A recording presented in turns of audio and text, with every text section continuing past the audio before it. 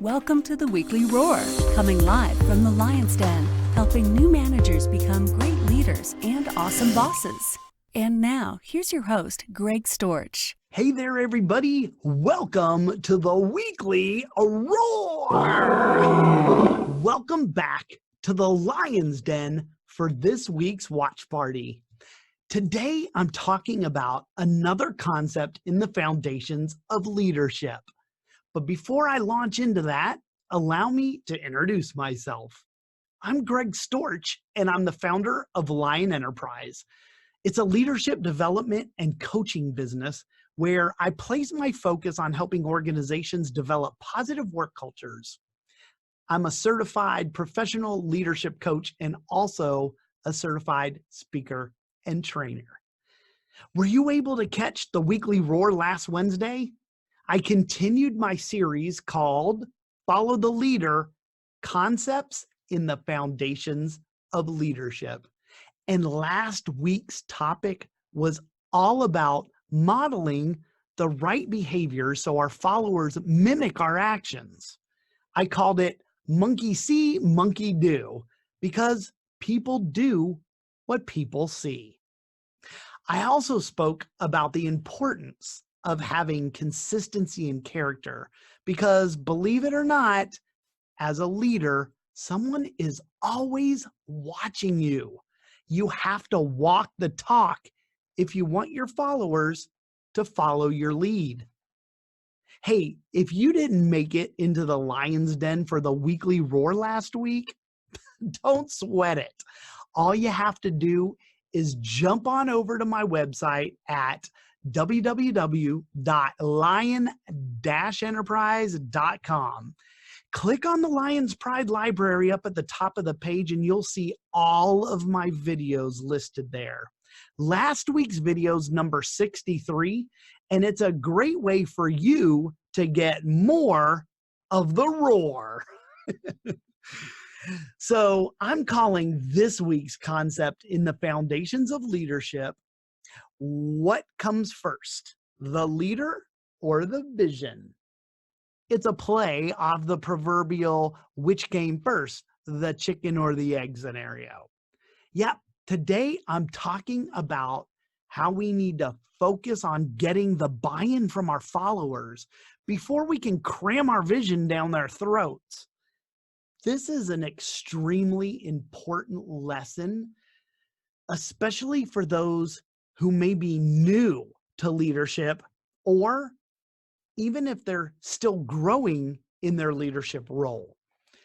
Now, you should know by now that my niche in coaching is working with first-time managers. I help them transition from employee to boss. And this leadership concept is something that they should all learn early on in their careers. And for those of you who have been at it for a while, well, maybe it's time to take inventory on where you stand with this one.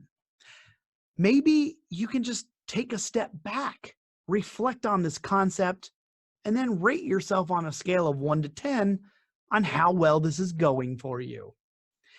Now listen, I say this almost every week, and this isn't any different. This concept is universal. It applies to any role where you may be leading people. Maybe you want to look at this concept through the lens of a parent or a community leader. Maybe you want to look at it through the lens of a leader in the community where you worship. If you are responsible for setting a vision for the team, the family, the congregation, or the community, then you'll want to tune into this. I'm not gonna beat around the bush on this one. I'm going to give you the answer to the original question on what comes first, the leader or the vision. And the answer is, it depends. The answer, of course, depends on who is answering the question. A leader's answer should be that the vision comes first and then their followers. However, Followers are going to tell you that the leader comes first and then the vision. And since we're all leaders in one capacity or another, we're going to focus today on that second answer.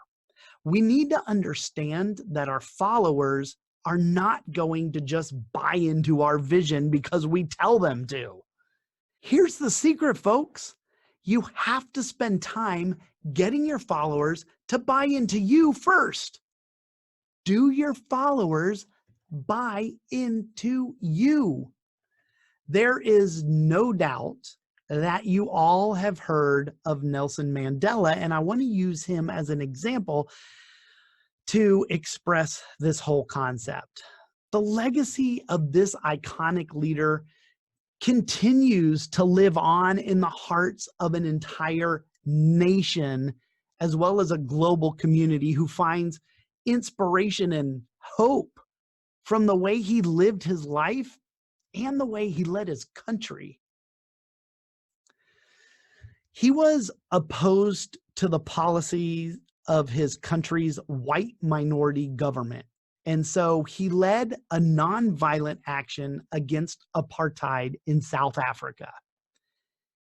That choice landed him in prison for 27 years. But he emerged from that sentence to become South Africa's first ever Black president. Because the people had bought into Mandela, they accepted his vision and ultimately elected him to be their president. He came to symbolize the struggle of the oppressed people around the entire world, and his ability to steer South Africa through its rebirth earned him an international reputation as the quintessential peacemaker. Nelson Mandela was one of the few leaders capable of inspiring confidence not only within but outside of his own country. His impact was huge and far-reaching. So let's go back to my original question. Do your people buy into you? Do your children buy into you? Does your community buy into you? It doesn't matter how great your vision is, and it doesn't matter how noble your cause. People don't just automatically start following your vision. I'm telling you that your followers have to buy into you first before they'll buy into your vision or your cause. If you're on Facebook, then you're probably like me. You've seen these notifications pop up every now and then for people who are in your circle, right? Their birthday notification. Hey, so-and-so has a birthday. And sometimes you'll get notification that they're dedicating their birthday to donating to a cause. Sometimes they're donating to causes like the Wounded Warrior Project or the American Cancer Society. Have you seen that? I swear, I think I saw it just this morning on one of my friend's birthday announcements. Well, sometimes those fundraisers do well. And other times you see they're far from reaching their intended goal. They'll be like, hey, I set a goal of $1,000, and you'll see already reached $50. Maybe the followers, maybe the people that are seeing these things, the people that are following them on Facebook, maybe they don't buy into those people. So their cause doesn't get the buy-in either. A noble cause isn't reason enough for people to subscribe to it. If they subscribe to a leader who supports that cause, then they're more likely to subscribe to the cause as well. So leader first, cause second. Leader first, vision second. Have you guys ever I don't even know why I'm asking this question. I know you have. For those of you who have participated in any kind of communication training, one of the classic exercises that they have us do is they have the secret game. I don't know what it's called. It's where you get up and you form this line from the back of the room all the way to the front of the room, single file. And the person in the very back, the very first person, they come up with a message and they whisper the message to the person in front of them. And then that person turns around and they're supposed to whisper the same thing that they just heard to the next person, and so on and so on. And the message continues to move up the line until the very last person at the front of the room receives the message. And then the big thing is to say, okay, what was the message? And then that person at the front of the room gets up and says what the message was. And 10 times out of 10, it's not even anywhere close to the original message. That's because messages get filtered through the messengers delivering it.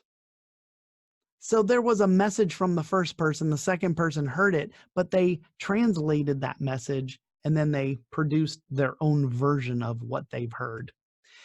That's an important concept because if the person receiving the message believes the messenger is credible, then they believe the message actually has some value in it. So let me say it again using leadership terminology. If the followers receiving the vision believe in the leader delivering it, then they'll believe in the vision as well. This is why companies get big name actors and athletes to endorse their products. Those people, actors and athletes, pro athletes, they've got instant credibility with people with large numbers of followers. So whatever these actors or pro athletes say about these products they're endorsing, people just accept it because they have bought in to that messenger. They have bought into that actor. They believe them. There's credibility with them. There's credibility with the pro athlete. It's important that as leaders, we connect with our followers. We have to be able to get along with other people if we ever want to gain their buy-in, their belief in us as a leader. People will go along with people they get along with. Now, I mentioned earlier that this was a great concept for inexperienced leaders, and they should learn this quickly. Why? Because if they try to get their followers to act on their vision without first getting their buy-in for them as the leader, it's just never going to happen. It takes time to build up your credibility with your followers. And you can do that by being consistent and intentional in your actions. Connecting with your followers and being authentic with them so they know exactly what they're getting from you as a leader. All of these things aren't achieved overnight. So you got to be patient and you got to work at it daily. I wanted to share this, that one of the most important books that I read as a young leader was called The First 90 Days, and it was written by a guy named Michael Watkins. It's about a certain approach for new managers. It's about the approach of new leaders, where their initial 90 days they spend just observing the environment, the new environment that they've taken over before they think about making any changes. They spend the first 90 days watching and learning processes and how things are currently being done in the organization. They look at what's working and what's not working, but they don't just show up and automatically start making changes. Who's had that manager before? Up, here's the new guy. And the first thing, why do we do it? No, we need to do it this way. Big mistake. Now, doing this approach, the first 90 days of just observing and learning, it's a great way to get buy-in from your people. Now, I admit I have no idea how long it takes for leaders to get buy-in from their followers, but I will tell you that trying to get them to accept your vision before that time is a losing proposition. At the end of the day, you're measured as a leader by your ability to take your teams where they need to go, where you take your family, where you take your community, your ability to take your church where it needs to go. That's how you're measured as a leader. But you can only do that. You can only lead the way for them. You can only share your vision if they first buy into you as the leader. Okay, by now, maybe you're wondering, how exactly can I gain the credibility I need with others in order for them to buy into me? I just mentioned a few, but here are some more ways that you can do this. First of all, spend time developing good relationships with those you lead. And you can do that by being honest with them. That's going to help gain their trust. And once you do not ever break their trust. As the leader, you have to hold yourself to a higher standard and set a good example. This is yet another way to do this, to get their buy-in. Remember last week when I was talking about wearing a suit and tie to work every day because I wanted to set a standard of professionalism in the workplace? This is what I'm talking about. Okay, this next one is big for me, and it falls under the heading of servant leadership. If you want to gain people's buy-in, simply put them first. Serve them. Make sure they have the tools they need to be successful. Develop them as leaders themselves and help them achieve their own personal and professional goals. All right, and at the end of the day, remember this one question and try to answer it for everyone you lead. That question is, how can I add value to you?